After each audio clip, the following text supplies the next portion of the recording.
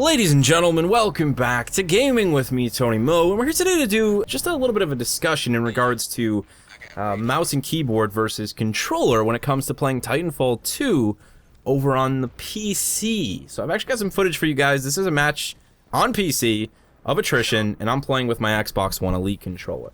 Now, the average discussion surrounding mouse and keyboard versus controller is often some PC master race nonsense.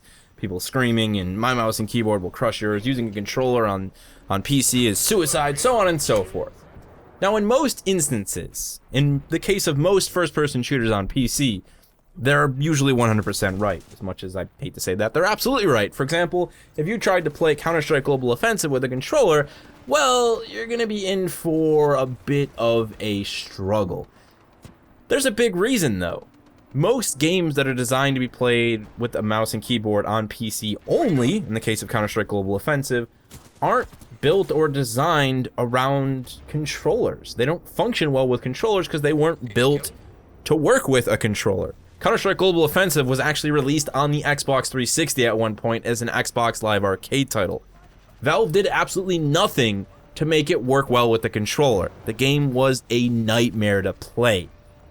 And the reality is, Counter-Strike relies heavily on weapon recoil management, things that don't work that well when we start talking about joysticks. There's a lot of fine precision aim that is required to then manage that recoil with an AK, so on and so forth, in a game like Global Offensive.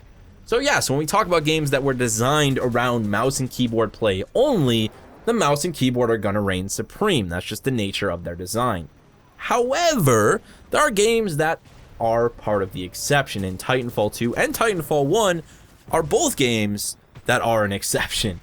These are two games that released on console and on PC that were built by teams that know a lot about making first-person shooters work on the controller. I mean, come on. The people at Respawn are the same people, some of the same people, who worked on Modern Warfare and Modern Warfare 2. They happen to know a thing or two about first-person shooters when it comes to controller play. So Titanfall 2 is just a game that's designed inherently well to be played with a controller regardless of the platform you play it on. That means that I can hop onto the PC in a public matchmaking environment and do just as well as the guy next to me who's probably using a mouse and keyboard setup. Your average player on PC at an average skill level is going to sit right alongside the person who decides to use a controller. There isn't going to be that large of a skill gap. Add in the aim assist functionality that exists inherently in Titanfall 2, which cannot be disabled, and the person using the controller is in a really great position to do well against the average mouse and keyboard user. Now, if we start talking top tier pro level play, then yeah, the person with the mouse and keyboard is going to have a clear advantage. The mouse is going to be able to out precision and outmaneuver the player with the controller.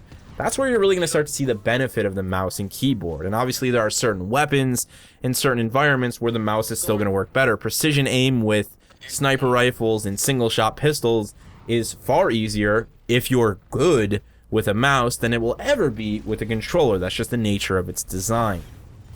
So again, if I'm in a public matchmaking environment, I can roll in with my Xbox One Elite controller on PC, and I can end up at the top of the leaderboard, a position that I supposedly shouldn't be in because I decided to use a controller. Again, Titanfall 2 is an exception to the rule here. It's a game that is designed well around a controller, and therefore I can see success with it. Now here's the other factor to this, right? A lot of people would say, well, if the mouse offers more precision and increased movement speed in terms of aiming, then how does a controller ever beat it? Well, when people make those sorts of comments, they assume that everyone using a mouse and keyboard is top tier. They assume that everyone using a mouse and keyboard has an 18-inch mouse mat, their DPI dialed into their resolution, and their sensitivity perfectly honed. That's a bold assumption to make. There are a lot of restrictions that prevent people from playing first-person shooters on the PC with the proper setup. Desk space being a really big one.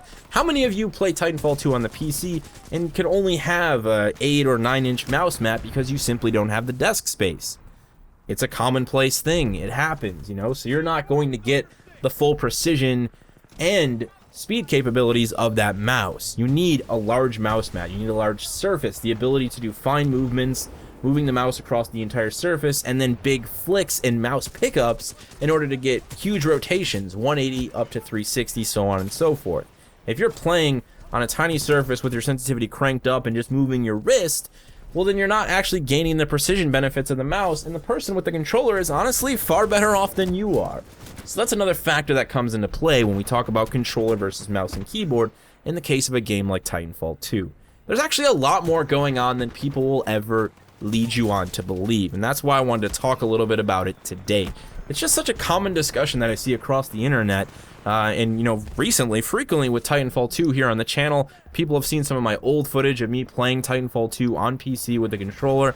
They've called me brave, and I'm just really not that brave. It's not suicidal like it would be in a game like Counter-Strike Global Offensive, and again, because I'm playing in a public matchmaking environment, it's even far less suicidal than you might think. I'm probably going to do really well, and to be honest, if you play on the PlayStation 4 or on the Xbox One and you're a good player, you're someone who's considered themselves pretty high tier in terms of skill level, and you've got mastery of a lot of the mechanics in the game, you could plug your controller into a PC, public matchmake, and you'll do just fine. There's obviously a matchmaking element here as well that's putting you with players of a similar skill level, so you're going to do okay, but if somebody calls you up and says they need a third for a Titanfall 2 tournament on PC, well, then you should probably reconsider your options. Probably should leave the controller at home, and you should make sure that you don't show up with a 6-inch mouse mat that has a picture of your cat's face on it. You'll probably be okay if you just leave those things behind. There's one other big thing to take into consideration here. When a lot of people downplay the benefits of a controller, they forget about the people that have disabilities who still want to play their games on PC for whatever reason. Visual fidelity, they want to play 4K, they want to play in a 2K monitor, they have a PC, they like PC gaming. You don't have to assume that everyone who plays on PC uses a mouse and keyboard. In fact, there's a streamer who used to play, I don't know if he still does, Dirty Bomb, who's disabled. He has no arms. He has no hands. He was injured. And he plays Dirty Bomb with his feet on a controller, and he smokes people with mouse and keyboard, man. There's just so much that goes on in terms of individual player skill level. There are so many factors. So I just, I've gotten a little bit tired of the generic blanket statement that mouse and keyboard will always crush controller, and that controller is useless, when that simply isn't true. I got a bit emotional today, but hey, you know what? Every now and then it's good to vent, it's good to just let things out, and so that's what I did today. Tomorrow, though, loadout video. Very excited for it. It's time for some Sidewinder micro missile madness. I will see you there. Thank you so much for watching. I gotta get back to working on that closer.